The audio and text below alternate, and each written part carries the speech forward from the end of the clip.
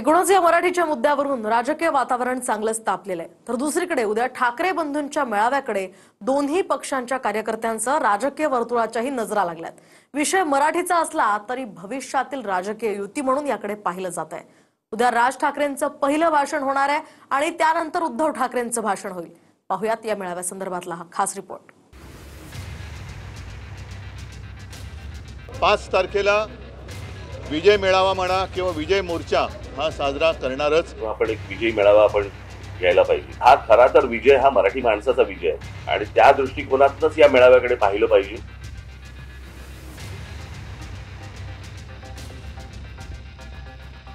ठाकरे बंधूंचा मेळावा आता काही तासांवर आलाय। वरळीमधल्या सभागृहात तयारी सुद्धा पूर्ण झाली आहे। मंचावर उद्धव ठाकरे, राज ठाकरे हे ठाकरे बंधूच असतील अशी माहिती आहे। तर मुंबई, ठाणे, नाशिक पर्यंत बॅनरबाजी सुद्धा झाली, ज्यामध्ये मराठी आणि ठाकरे असा उल्लेख करून मेळाव्याचं मराठी माणसांना निमंत्रण देण्यात आले। पण ठाकरे बंधूंच्या मेळाव्यावरून शिंदेंच्या शिवसेनेच्या नीलम गोरेंनी ठाकरे ब्रँडवरून खोचक टीका केली। ब्रँड हा बाजारातल्या वस्तूंचा असतो असं गोरे म्हणाल्या। त्यांचा जो आनंदाचा उद्याचा दिवस आहे तेवढा आनंद त्यांनी जरूर साजरा करावा, पण मुळामध्ये ब्रँड हा जो शब्द आहे तो आपण बाजारपेठेतल्या एखाद्या उत्पादनाला वापरतो। राजकारणामध्ये चैतन्य निर्माण करणं असं जे आहे ते शेवटी नेतृत्वावरती अवलंबून असतं। विधानसभा निवडणुकीतल्या पराभवानंतर ठाकरे ब्रँड हा चर्चेत आहे, ठाकरे ब्रँड संपवून दिला जाणार नाही वगैरे वगैरे अशी स्टेटमेंट्स होत्या। त्यावर नीलम गोरेंचं असं म्हणणं, सोडून द्या रे, कोणाचं नाव आहे चला बोला। तिला म्हणे तुझे गोरे आहे ना, तुझे कारनामे सगळे माहिती आहेत, थर्ड क्लास बाई आहे। तिला म्हणे तुझे गोरे आहे ना, तुझे कारनामे सगळे माहिती आहेत, थर्ड क्लास बाई आहे। मेळाव्यामध्ये कुणीही येऊ शकतं असं ठाकरेंच्या शिवसेनेनं म्हटलं, पण ठाकरे बंधूंच्या मेळाव्यात महाविकास आघाडीचे बडे नेते येणार नाहीत।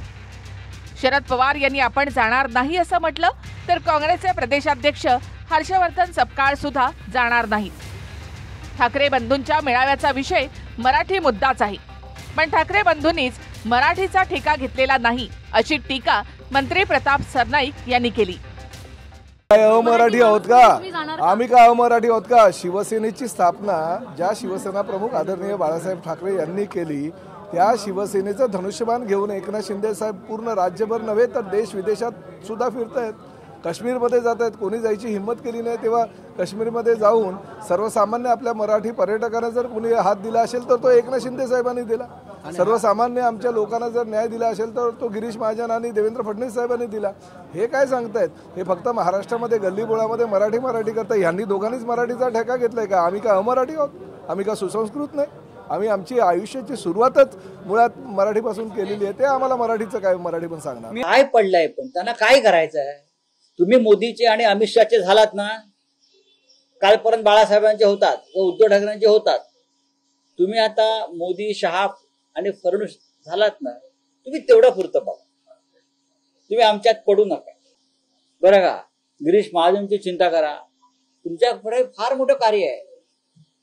इतक्या लोकांचे बूट तुम्हाला चाटायचे आहेत आणि पुसायचे आहेत, तुम्ही ते करा। तुम्ही स्वाभिमानाच्या गोष्टी करू नका, किंवा ठाकरेंचं काय होणार, शिवसेनेचं काय होणार, मनसेचं काय होणार याची तुम्हाला चिंता करण्याचं कारण नाही, तुम्ही स्वतःचीच चिंता करा। इथे नारायण राणे आणि रामदास कदम या दोघांनीही उद्धव ठाकरे यांच्यावर पुन्हा हल्लाबोल केलाय। अहो, कुटुंबातले 2 भाऊ एकत्र येत आहेत, त्याच्यात काय मोठं वैशिष्ट्य आहे? आणि आज मराठी माणसाच्या काय ताटात एक भाजी जास्त का श्रीखंडपुरी मिळणार आहे का? काही नाही, हे त्यांचा स्वार्थ आहे। एकत्र येतोय गवगवा कशाला?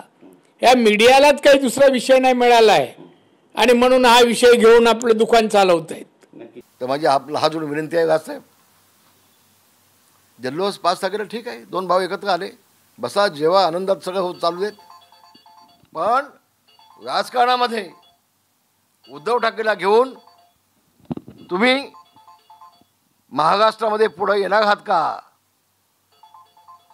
महाराष्ट्राचा विकासाचा निर्णय उद्धव ठाकरे तुम्हाला घेऊन देणार आहे का? कालपर्यंत तुम्हाला राजकारणातून पूर्णपणे संपवण्याचा विडा घेतलेला उद्धव ठाकरे एकदम आज कटोरा घेऊन भीक मागत तुमच्याकडे काय येतोय, त्याचं आत्मपरीक्षण तुम्ही स्वतः करून घ्यावं.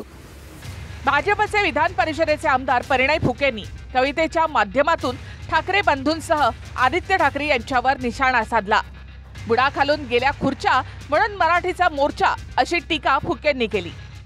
घरात आईला म्हणतात मम्मी, मोर्चामध्ये जाणार आम्ही, कॉन्व्हेंटमध्ये घेणार शिक्षण, मराठीचं करणार रक्षण, सुट्टीसाठी आहे युरोप, दुसऱ्यांवर करणार आरोप, सत्तेसाठी वेगळे झालो, सत्तेसाठीच एकत्रित आलो, कास मराठीची धरली, निवडणुकीत केमछो वरली, धारावीत दाखवली रुबाब, लुंगी बहादूर छोटे नवाब, बुडा खालून गेल्या खुर्च्या म्हणून मराठीचा मोर्चा, मोडीत कधीच निघाला ब्रँड, मोडीत कधीच निघाला ब्रँड, चाऊभाऊने वाजल्या बँड. फुकेजींना माहिती नसेल, मी मध्ये मुख्यमंत्री महोदयांच्या बाजूनी बोललो की भ्रष्टनाथ मिंदेंचे जे मंत्री आहेत ज्यांनी हा GR काढला ते कुठे गायब आहेत कोणालाच माहिती नाही. 11वीच्या प्रवेशाचा जो घोळ घातलाय तो दादा भुसेनी घातलाय, ह्या GRचा जो घोळ घातलाय तो दादा भुसेनी घातलाय. फडणवीसजींना अडचणीत आणण्यासाठी तो घोळ घातलाय का, हा भाजपने विचार करण्याची गरज आहे आणि मग त्यांनी मला धन्यवाद द्यावे. पहिलीपासून हिंदी सक्तीवरून ठाकरे बंधूंनी मोर्चाची घोषणा केली आणि सरकारनं GRच रद्द केला. पण तरीही मोर्चाऐवजी विजयी मेळावा दोघांनीही आयोजित केला आहे. अर्थात मेळावा मराठीसाठी असला तरी पुढची राजकीय युती म्हणूनच त्याकडे बघितलं जातं. त्यामुळे प्रत्यक्ष भाषणामधून त्या संदर्भात काय सूतोवाच होतं याकडे लक्ष असेल. Bureau report, TV9 Marathi, Mumbai.